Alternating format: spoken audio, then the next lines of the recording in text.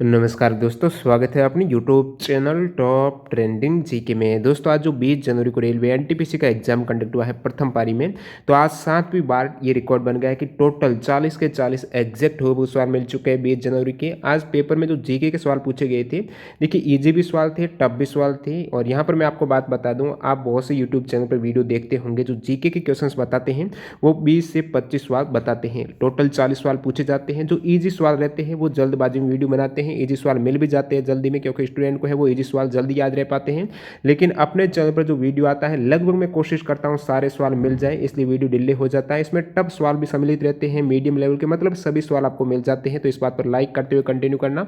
आज जो बहुत से सवाल ऐसे थे, 10 से 15 सवाल थे जो काफ़ी बेसिक लेवल से ईजी सवाल पूछे गए थे, एक्स्ट्रा फैक्ट्स। अब स्टूडेंट को लगा आज तो पेपर काफ़ी ईजी आ गया जीके का, लेकिन ऐसा नहीं है। जीके के 10 से 12 क्वेश्चन वो काफ़ी टफ भी पूछे गए थे, और 10 से 12 क्वेश्चन है जो मीडियम लेवल से पूछे जाते हैं, उस तरह ये आज भी एग्जाम में आए हैं सवाल। इसकी पीडीएफ फाइल आपको हमारी टेलीग्राम चैनल पर मिल जाएगी, लिंक डिस्क्रिप्शन बॉक्स में। जिन भी कैंडिडेट ने ज्वाइन नहीं किया है जरूर कर लेना, ऑल शिफ्ट के साथ मिल जाएगी पीडीएफ फाइल।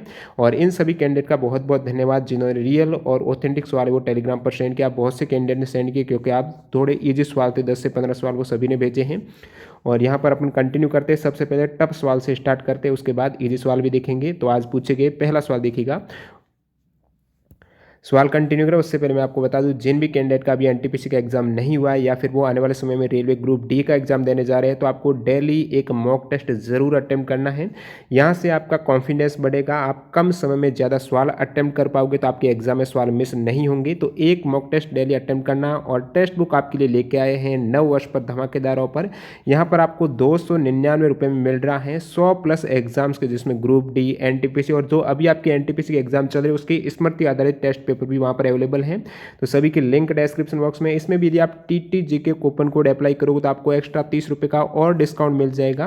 तो यहाँ पर 100+ एग्जाम्स के 12,000 मॉक टेस्ट, 1 वर्ष की अनलिमिटेड वैलिडिटी है। ग्रुप डी के 170 टेस्ट हैं, 162 एनटीपीसी के, और भी वेरियस स्टेट और गवर्नमेंट जो सेंट्रल गवर्नमेंट एग्जाम है उनके टेस्ट, मॉक टेस्ट वहाँ पर अवेलेबल है। सभी के लिंक डिस्क्रिप्शन बॉक्स में है, जरूर एनरोल कर लेना इस ऑफर का लाभ उठाते हुए।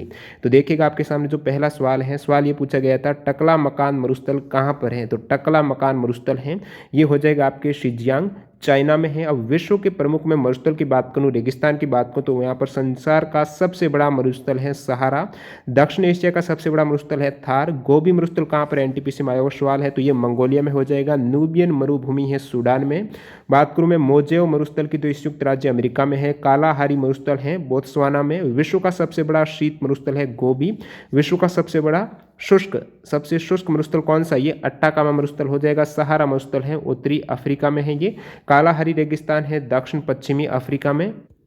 मैं बात करूं यहाँ पर आपके अट्टाकामा मरुस्थल की, ये चिली में है। विश्व का मरुस्थल विहीन महाद्वीप कौन सा है? यूरोप है। अलगेजीरा रेगिस्तान है सूडान में। पैटागोनिया मरुस्थल मरुभूमि बहुत बार पूछा जाता है, तो ये अर्जेंटीना में है। रुब अल खाली मरुस्थल सऊदी अरब में है। सोनोरान मरुस्थल है, ये मैक्सिको में है। अगला सवाल देखिएगा यहाँ पर, किस संविधान संशोधन के दौरान नीति निर्देशक तत्वों को मूल अधिकारों पर वरीयता प्रदान की गई थी? तो नीति निर्देशक तत्वों को मूल अधिकारों पर जो वरीयता प्रदान की गई थी, ये आपके 42वें संविधान संशोधन 1976 के तहत। इस संविधान संशोधन के द्वारा ये स्पष्ट कर दिया गया कि राज्य के जो नीति निर्देशक तत्व हैं उनको मौलिक अधिकारों की तुलना में वरीयता दी जाएगी। लेकिन बाद में मिनर्वा मिल बनाम भारत सरकार 1980 का जो वाद हुआ था कोर्ट केस में, तो उसमें सुप्रीम कोर्ट ने 42वें संशोधन के उक्त प्रावधानों को अवैध घोषित किया था। लेकिन ये 1976 के 42वें संविधान संशोधन के तहत नीति निर्देशक तत्वों को मूल अधिकारों पर वरीयता प्रदान की गई थी। तो ये सवाल आपके पूछा गया था। और बाकी बात करें आपके 42वें संविधान संशोधन की, तो इसे लघु संविधान संशोधन कहा जाता है, जो स्वर्ण सिंह समिति की सिफारिशों को प्रभावी बनाता है। और इस संविधान संशोधन में 3 शब्द जोड़े गए जो बहुत बार एग्जाम में पूछे जाते हैं। प्रस्तावना में 3 शब्द समाजवादी, पंथ निरपेक्ष और अखंडता को शामिल किया गया है। और इसी के तहत यहाँ पर नागरिकों के लिए मौलिक कर्तव्यों को भाग 4 क में जोड़ा गया है। अगला सवाल देखिएगा, गांधी जी ने दक्षिण अफ्रीका में रहते हुए कौन सा अखबार जारी किया है? तो दक्षिण अफ्रीका में रहते हुए जो न्यूज़पेपर उन्होंने पब्लिश किया था महात्मा गांधी जी ने, वो किया था इंडियन ओपिनियन न्यूज़पेपर है, वो 1903 में उन्होंने पब्लिश किया था। अगला सवाल देखिए, भूमध्य सागर का सबसे बड़ा द्वीप कौन सा है? तो भूमध्य सागर का सबसे बड़ा द्वीप, मतलब आप देख पा रहे हो कि ये सवाल काफ़ी टफ सवाल है। 10 से 12 सवाल है वो टफ भी पूछे गए हैं। तो स्टूडेंट को ईजी क्यों लगा? क्योंकि 10 से 15 सवाल है वो बहुत ईजी पूछ लिए थे, इसलिए कि वो रिपीटेड सवाल पूछ लिए हैं। और भूमध्य सागर का सबसे बड़ा द्वीप है ये सिसिली द्वीप हो जाएगा, जो सबसे बड़ा लार्जेस्ट आइलैंड है। एक आपकी सवाल था 2017 के करंट से सवाल आ गया कि मोबाइल टावर से निकलने वाले रेडिएशन के लेवल को अपने क्षेत्र में जांच करने हेतु संचार विभाग ने कौन सा वेब पोर्टल लॉन्च किया है। तो संचार विभाग ने जो रेडिएशन निकलती है मोबाइल टावर से उसको मेजर करने के लिए अपने क्षेत्र में कितना रेडिएशन का लेवल है उसके लिए तरंग संचार ये वेब पोर्टल है तरंग संचार .gov.in 2017 में लॉन्च किया था। अगला सवाल दिखेगा यहाँ पर। देखिए सभी स्टूडेंट को पता था कि केंद्रीय चावल अनुसंधान संस्थान कटक में है, उड़ीसा कटक में है, लेकिन यहाँ पर सवाल पूछ लिया अंतर्राष्ट्रीय चावल अनुसंधान केंद्र कहाँ पर है। तो ये केंद्र दोस्तों ऑप्शन में ये दिया गया था आपके लोस बनोस में है, जो कि फिलीपींस में हो जाएगा। अंतर्राष्ट्रीय चावल अनुसंधान केंद्र पूछा था। भारत में पूछ लिया कि केंद्रीय या फिर राष्ट्रीय चावल अनुसंधान संस्थान कटक में है। केंद्रीय आलू अनुसंधान संस्थान है एनटीपीसी में आया हुआ है, तो ये शिमला में है। केंद्रीय वन अनुसंधान है देहरादून में। भारतीय कृषि अनुसंधान नई दिल्ली में। केंद्रीय वनस्पति अनुसंधान लखनऊ में। केंद्रीय औषधि अनुसंधान ये लखनऊ उत्तर प्रदेश में है। अगला सवाल देखिए आपके पाथेर पंचाली उपन्यास के लेखक कौन है। एक तो पाथेर पंचाली मूवी है, एक इसका उपन्यास है जो उस उपन्यास पर वो मूवी बनाई गई थी। तो इसके लेखक कौन है, तो ये हो जाएंगे आपके विभूति भूषण बंदोपाध्याय। इसका करेक्ट आंसर हो जाएगा। कौन है, विभूति भूषण बंदोपाध्याय है पाथेर पंचाली उपन्यास के लेखक। और जो मूवी आई है बहुत बार एग्जाम पूछा जाता है कि पाथेर पंचाली मूवी है उनके डायरेक्टर कौन है, तो सत्यजीत राय की ये मूवी है 1955 में रिलीज हुई थी। अगला सवाल देखिएगा, ये भी काफी टफ सवाल था। गैलापागोस द्वीप समूह किस वैज्ञानिक के अध्ययन से संबंधित है, तो यहाँ पर चार्ल्स डार्विन ऑप्शन था जो आपको करेक्ट करना था। तो चार्ल्स डार्विन ने ये द्वीप है जो गैलापागोस द्वीप समूह है, चार्ल्स डार्विन के द्वारा जैव विविधता के अध्ययन के लिए चुना गया द्वीप है। और इस द्वीप का चार्ल्स डार्विन ने 1835 में दौरा किया था और गैलापागोस की प्रजातियों के अवलोकन के बाद उन्हें डार्विन के प्राकृतिक चयन के द्वारा क्रम विकास के सिद्धांत के प्रतिपादन में योगदान मिला था। गैलापागोस द्वीप समूह कहाँ पर है, प्रशांत महासागर में भूमध्य रेखा के आसपास के जो ज्वालामुखी द्वीप है उनका द्वीप समूह है गैलापागोस द्वीप समूह। तो ये भी काफी टफ सवाल था।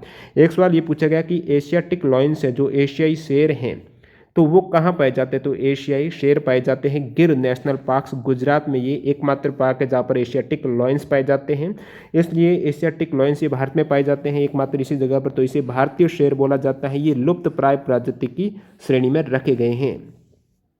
फिर एक आपके सवाल पूछा गया था इंदिरा गांधी राष्ट्रीय कला केंद्र कहाँ पर है, तो ये न्यू दिल्ली में है। इंदिरा गांधी राष्ट्रीय कला केंद्र है, ये संस्कृति मंत्रालय के अधीन एक ऑटोनोमस बॉडी से निकाय हो जाएगी और ये 1987 में स्थापित की गई थी। अगला सवाल देखिए, गल्फ स्ट्रीम का उद्गम कहाँ से होता है, तो गल्फ स्ट्रीम है उसका उद्गम होता है गल्फ ऑफ मैक्सिको से। कहाँ से, गल्फ ऑफ मैक्सिको से। तो जितनी भी आपकी धाराएं हो गई, रेगिस्तान हो गया और जो जल संधि हो गई, ये जरूर देख के जाना, एग्जाम में यहाँ से सवाल बन रहे हैं इस प्रकार से। तो यहाँ पर गल्फ स्ट्रीम का उद्गम की बात करें तो गल्फ ऑफ मैक्सिको आपको करेक्ट करना था। और ये जो गल्फ स्ट्रीम है ये कैसी जलधारा है, तो ये गर्म जलधारा है जो कि अटलांटिक ओशियन की है। कौन से महासागर की, तो अटलांटिक महासागर में प्रवाहित होने वाली गर्म पानी की एक महासागरीय धारा है। और अन्य यहाँ पर इंपोर्टेंट में जलधारा की बात करूँ जो गर्म कौन सी है, ठंडी कौन सी है, कौन से महासागर की, तो ये क्यूरेशियो जलधारा है, गर्म जलधारा प्रशांत महासागर। अलास्का जलधारा ये भी गर्म प्रशांत महासागर में है। एलनीनो जलधारा है ये भी प्रशांत महासागर में है। एलनीनो से बहुत बार पूछा जाता है, ये गर्म जलधारा है जो कि दक्षिण अमेरिका के पश्चिमी तट पर स्थित इक्वाडोर और पेरू देशों के तटीय समुद्री जल में कुछ सालों के अंतराल पर ये घटित होती है जलधारा। बाकी दक्षिण विषुवत जलधारा प्रशांत महासागर में और उत्तरी विषुवत जलधारा अटलांटिक महासागर में दोनों ही गर्म है।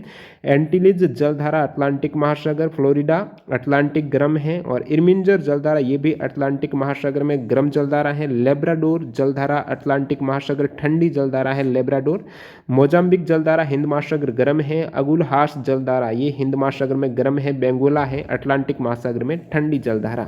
2007 में शांति का नोबेल प्राइज किसे दिया गया है, तो ये भी थोड़ा सा टफ सवाल है। 2007 का पूछ लिया कि शांति का नोबेल प्राइज है ये संयुक्त रूप से दो जनों को दिया गया है। एक तो जलवायु परिवर्तन पर अंतर सरकारी पैनल है जो inter governmental panel on climate change है, इस संगठन को दिया गया है। दूसरा दिया गया है अल्बर्ट अर्नोल्ड गोर जूनियर को दिया गया है। तो इन दोनों को यहाँ पर एक संगठन को, एक व्यक्ति को ये दिया गया है।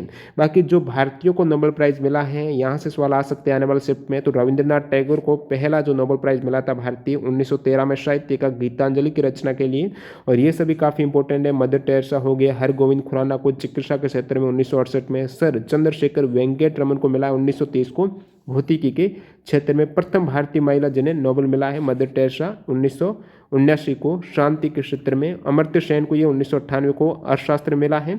बात करें कैलाश सत्यार्थी को कब दिया गया, 2014 में शांति का नोबेल प्राइज दिया गया है।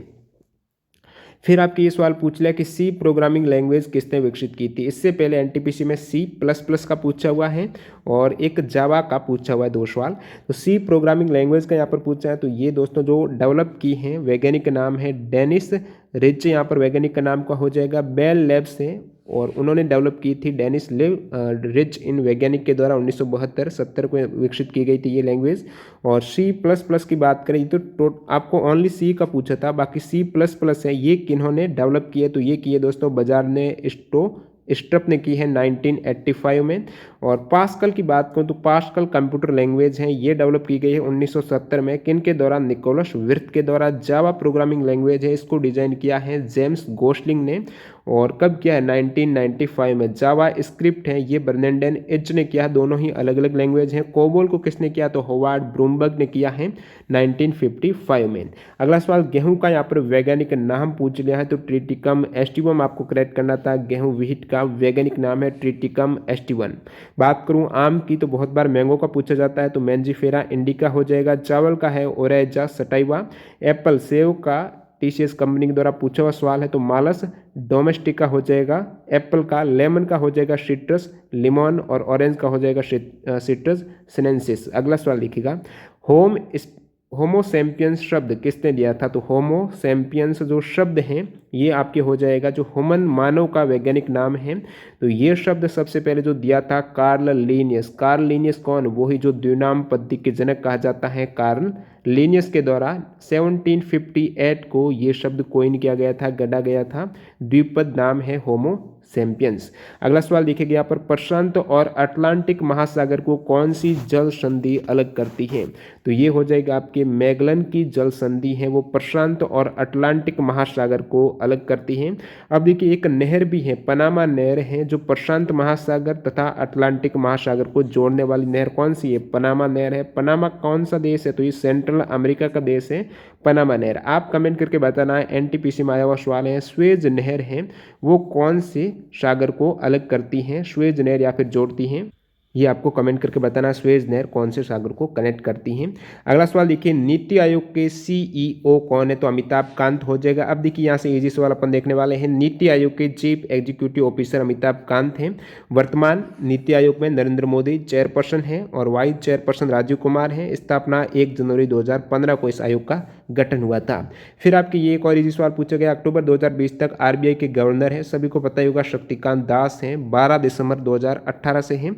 प्रथम गवर्नर कौन से आरबीआई के, तो ओ स्मिथ थे। आरबीआई की स्थापना 1 अप्रैल 1935 को हुई है। राष्ट्रीयकरण 1 जनवरी 1949 को हुआ है। और आप कमेंट करके बताना 2016 में जो नोटबंदी हुई थी उस समय आरबीआई के गवर्नर कौन थे, एग्जाम में पूछा हुआ सवाल है। और डिप्टी गवर्नर आने वाले शिफ्ट में जरूर पूछा जाएगा। 4 डिप्टी गवर्नर होते हैं, ये BP Kanungo, MK Jain, MD Patra and M Rajeshwar Rao हो जाएगा।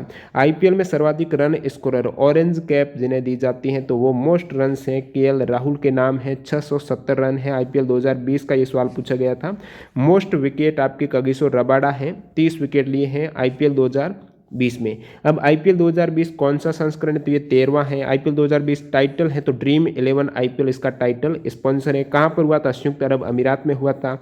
और कौन सी टीम चैंपियंस टीम है, मुंबई इंडियंस है। मुंबई इंडियंस का ये 5वां टाइटल है, सबसे ज्यादा बार ये जीत चुकी है। मोस्ट सक्सेसफुल टीम है। दिल्ली कैपिटल उपविजेता रही है। लोकसभा के प्रथम अध्यक्ष हैं, ये भी इजी सवाल है। तो ये कुछ इजी सवाल पूछे गए थे, इसलिए स्टूडेंट को लगा काफी इजी पेपर आएगा। प्रथम लोकसभा स्पीकर हैं गणेश वासुदेव मावलंकर है, लेकिन प्रत्येक शिफ्ट में यहाँ पर 10 से 15 सवाल टफ पूछे जाते हैं। 10 से 15 सवाल हैं वो काफ़ी इजी पूछ लिए जाते हैं और बाकी मीडियम लेवल के पूछे जाते हैं।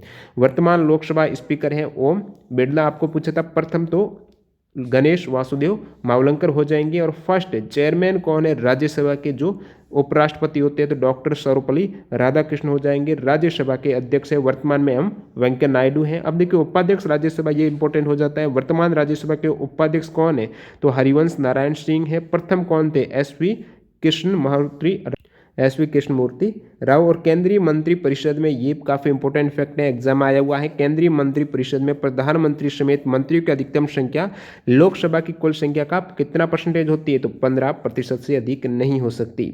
एक फिर यहाँ पर ये सवाल रिपीट हो गया, गरीबी रेखा से नीचे जीवन यापन करने वाले परिवारों की महिला सदस्यों के लिए रियासती LPG कनेक्शन उपलब्ध कराने के लिए कौन सी योजना चलाई जा रही है, तो प्रधानमंत्री उज्ज्वला योजना करेक्ट करना था। 1 मई 2016 को यूपी के बलिया से इसकी शुरुआत की गई थी। अगला सवाल देखिए, राजनीति के क्षेत्र में पद्म विभूषण 2020 किसे मिला है, तो ये भी कल मैंने बताया था सवाल आएगा और आज पूछ लिया है फिर। तो पद्म विभूषण है ये 7 जनों को दिया गया है 2020 में। राजनीति में आपके श्री जॉर्ज फर्नांडिस को मिला है, तो यहाँ पर 3 जनों को राजनीति में दिया गया है। जॉर्ज फर्नांडिस हो गए, एक और 4 जने। फिर यहाँ पर अरुण जेटली हैं, अनिरुद्ध जगन्नाथ हैं और यहाँ पर श्रीमती सुषमा स्वराज को। और श्री छन्नू लाल मिश्र कल पूछा गया था कला के क्षेत्र में, और ये टोटल 7 जनों को दिया गया है पद्म विभूषण।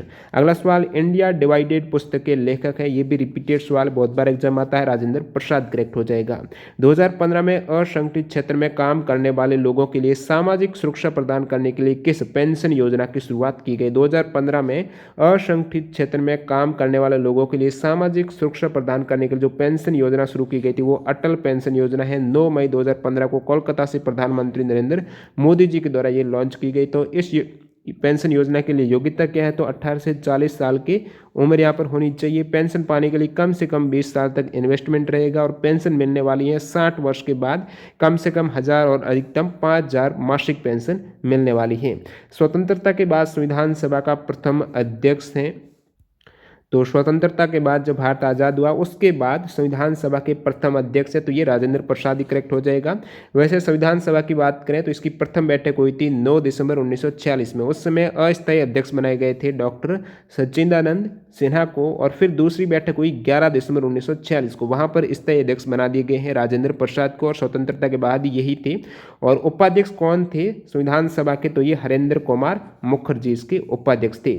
अब संविधान सभा का विचार सर्वप्रथम किसके पास आया था, मतलब विचार किसके दिमाग में आया था, ये भी सवाल एग्जाम में पूछा हुआ है।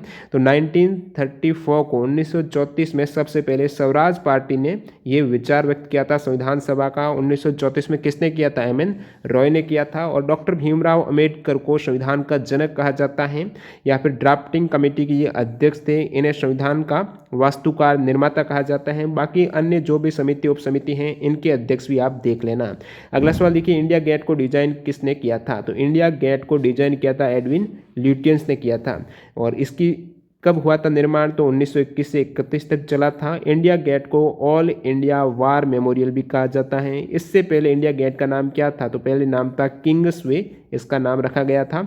इंडिया गेट वो किसकी स्मृति में निर्माण हुआ है, तो इसका स्मारक का निर्माण अंग्रेज शासकों के द्वारा 70,000 भारतीय सैनिकों की स्मृति में किया गया है, जो ब्रिटिश सेना में भर्ती होकर प्रथम विश्व युद्ध के दौरान शहीद हो गए थे। और ये तो हो गया आपके इंडिया गेट का।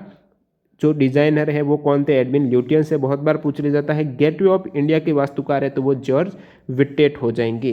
अगला सवाल देखिएगा, किसे सुपर नेटवर्क कहा जाता है, तो इंटरनेट प्रोटोकॉल नेटवर्क को सुपर नेटवर्क कहा जाता है। नेक्स्ट देखिए यहाँ पर श्रीलंका के राष्ट्रपति कौन है, ये भी सभी को पता होगा। राष्ट्रपति है तो ये गोताबाया राजपक्षे हैं। पूछ ले कि प्रधानमंत्री कौन है, तो कंफ्यूज मत होना, P से M कर देना, PM कर देना और महिंदा राजपक्षे लगा देना। श्रीलंका की 2 कैपिटल हैं, एक तो आपके लेजिस्लेटिव कैपिटल है जो कि श्री जयवर्धनापुरा कोटे हो जाएगी, एक आपकी एग्जीक्यूटिव और जुडिशियल कैपिटल है कोलंबो श्रीलंका की। कांग्रेस की प्रथम महिला अध्यक्ष सभी को पता होगा, एनी बेसेंट। 1917 के कलकत्ता अधिवेशन में इन्होंने अध्यक्षता की थी। पूर्वी तट पर कौन सा बंदरगाह नहीं है, तो ये डायरेक्टली ऑप्शन में कांडला बंदरगाह था, तो कांडला ओखा पोर्ट है, ये सभी गुजरात में है, तो इस साइड हो जाएंगे। आपको पूर्वी बंदरगाह कौन सा नहीं, उसमें ऑप्शन 1 तूतीकोरन भी था, तो तूतीकोरन, चेन्नई, एनोर ये तमिलनाडु में है, पूर्वी तट पर नहीं है।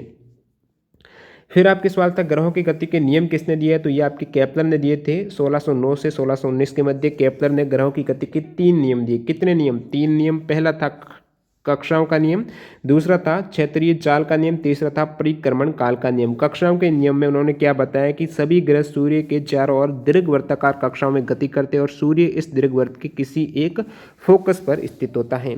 अल्बर्ट आइंस्टीन को जो 1921 का भौतिकी का नोबेल प्राइज मिला वो क्यों दिया गया था उनको? तो प्रकाश विद्युत प्रभाव हैं उनकी खोज के लिए, फोटो इलेक्ट्रिक इफेक्ट की डिस्कवरी के लिए 1921 का जो भौतिकी का नोबेल प्राइज है वो अल्बर्ट आइंस्टीन को मिला है। उन्होंने 1922 में इस प्राइज को लिया था।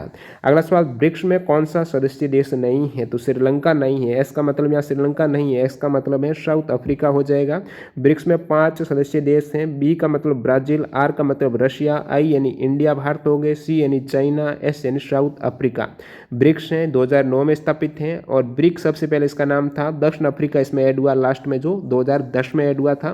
पहला ब्रिक्स सम्मेलन कहाँ पर हुआ था? ये हुआ था दोस्तों यekaterinburg रशिया में हुआ था। 11वां ब्रिक्स सम्मेलन 2019 में ब्राजील की राजधानी ब्रासिलिया में हुआ था। अगला सवाल देखिए, राम प्रसाद बिस्मिल को फांसी किस कारण हुई थी? तो यहाँ पर अशफाक उल्ला खां, पंडित राम प्रसाद बिस्मिल और ठाकुर रोशन सिंह को जो फांसी दी गई थी, कारण है काकोरी कांड के लिए 19 दिसंबर 1927 को उनको फांसी दी गई है। अब काकोरी कांड तो आपको पता ही होगा, राजेंद्र लाहिड़ी ने 9 अगस्त 1925 को लखनऊ जिले के काकोरी रेलवे स्टेशन से छूटी जो 8 down Saharanpur Lucknow passenger train थी उसकी चैन खींचकर रोका था और फिर उन्होंने जो सरकारी खजाना लूट लिया था इस ट्रेन से और इस हेतु इनको फांसी दी गई थी। अगला सवाल देखिए, भारत का प्रथम उपग्रह कौन सा था? तो प्रथम उपग्रह तो आर्यभट्ट है। सवाल आ जाए भारत में लॉन्च भारत का प्रथम उपग्रह कौन सा है? तो भारत में लॉन्च जो हुआ है प्रथम उपग्रह वो रोहिणी हो जाएगा। इससे पहले 2 उपग्रह, प्रथम तो आर्यभट्ट है जो कि ये रशिया में हुआ था, लॉन्च व्हीकल है इसकी, ये इंटर कॉस्मोस सेकेंड है जो 19 अप्रैल 1975 को प्रथम उपग्रह आर्यभट्ट लॉन्च हुआ था। सेकंड भास्कर शेगा फर्स्ट है, ये लॉन्च हुआ था, इसकी लॉन्च व्हीकल है मॉडिफाइड SS5 है, ये 7 जून 1979 को लॉन्च हुआ। ये दोनों कहाँ पर लॉन्च हुए? तो ये रशियन रॉकेट लॉन्च जो साइट है वो है कपुस्तिन यार से ये लॉन्च किए गए, रशिया से जो रशियन व्हीकल हैं यहीं से लॉन्च हुए हैं। पूछ ले कि भारतीय लॉन्च व्हीकल और भारत में लॉन्च प्रथम उपग्रह, तो ये रोहिणी हो गया। ये रोहिणी कब हुआ था? 10 अगस्त 1979 को हुआ था SLV-3E1 लॉन्च व्हीकल से इंडिया के 36 धवन स्पेस सेंटर श्रीहरिकोटा से। कॉफी उत्पादन में अग्रणी देश कौन सा है? तो ब्राजील हो जाएगा। सेकंड वियतनाम है। राज्य कॉफी उत्पादन में कर्नाटक है। सेकंड राज्य है केरला हो जाएगा। चाइना यहाँ पर चाय उत्पादन में वर्ल्ड वाइड प्रथम स्थान पर है और चाय उत्पादन में भारत की रैंक सेकंड है। असम हो जाएगा राज्य के केस में चाय उत्पादन में प्रथम राज्य। स्वर्णिम चतुर्भुज परियोजना किससे संबंधित है? तो बहुत बार बता चुका हूँ, राजमार्ग की नेशनल हाईवे नेटवर्क कनेक्टिंग परियोजना है। स्वर्णिम चतुर्भुज में 4 मेजर मेट्रो सिटी को कनेक्ट करती है राजमार्ग, दिल्ली, चेन्नई, कोलकाता, मुंबई हो जाएगी और इसकी लेंथ है 5846 किलोमीटर। और ये प्रोजेक्ट है, प्लान किया गया था 1999 में, लॉन्च हुआ 2001 में, कंप्लीट हुआ 2011-12 में। और कल आपकी पूछा गया था जो स्वर्ण त्रिकोण है, गोल्डन जो ट्रायंगल है, वो कौन से सिटी से नहीं होता? तो ये पर्यटक सर्किट है, दिल्ली, आगरा और जयपुर को कनेक्ट करता है। भारत में कुल कितने नाभिकीय पावर प्लांट संचालित हैं? टोटल 7 पावर प्लांट संचालित है। पूछ ले कितने न्यूक्लियर रिएक्टर है? तो टोटल 22 न्यूक्लियर रिएक्टर हैं और ये 7 न्यूक्लियर पावर प्लांट में ऑपरेट किए जा रहे हैं। सबसे पुराना न्यूक्लियर रिएक्टर कौन सा सबसे पुराना? तो ये अप्सरा हो जाएगा, ओल्डेस्ट भारत का न्यूक्लियर रिएक्टर है। और तारापुर है, ये एटॉमिक प्लांट है जो पावर प्लांट सबसे पुराना तारापुर हो जाएगा, प्रथम स्थापित हुआ था 1969 में, महाराष्ट्र में हुआ था। तो ये 7 पावर प्लांट आप देख सकते हो, तारापुर है ये महाराष्ट्र में। फिर कुडनकुलम की बात करें, सवाल आ जाए सबसे नवीनतम पावर प्लांट कौन सा है? तो कुडनकुलम न्यूक्लियर पावर प्लांट है, 2013 में हुआ था। फिर कैगा न्यूक्लियर पावर प्लांट 2000 में हुआ था कर्नाटक में। नरोरा हो जाएगा उत्तर प्रदेश में, काकरापार गुजरात में है और कलपक्कम है ये तमिलनाडु में है। और राजस्थान एटॉमिक पावर स्टेशन है 1973 में हुआ था। एक सवाल था कौन सा ऑपरेटिंग सिस्टम नहीं है? तो ऑप्शन पर आधारित है। प्रमुख ऑपरेटिंग सिस्टम बताऊं मैं आपको, MS विंडो हो जाएगा, माइक्रोसॉफ्ट विंडो है, फिर मैक OS है, लिनक्स है, यूनिक्स है, उबंटू है, MS DOS है, एंड्रॉयड है, एप्पल iOS है, ये प्रमुख ऑपरेटिंग सिस्टम हो जाएगा। एक आपके सवाल वर्ड से पूछा गया था, आप कमेंट करके बताना वर्ड प्रोसेसिंग से क्या एग्जैक्ट सवाल पूछा गया था, ये 40वां सवाल है। बाकी रीजनिंग में एक था वाटर है, वो हैंड पंप है, तो ब्लड को कौन पंप करता है? तो ब्लड को सभी को ही पता होगा, हृदय हर्ट करता है पंप। और अब इस प्रकार टोटल पूछेगी आपके इस शिफ्ट में 40 एग्जैक्ट सवाल बता दिए, जिसमें टफ सवाल भी मैंने सबसे पहले इंक्लूड किया, उसके बाद आपकी इजी सवाल भी बता दिए। वीडियो पूरा देखने के लिए आपका बहुत बहुत धन्यवाद। मिलते हैं ऑल शिफ्ट के वीडियो के साथ। वंदे मातरम। जय हिंद दोस्तों।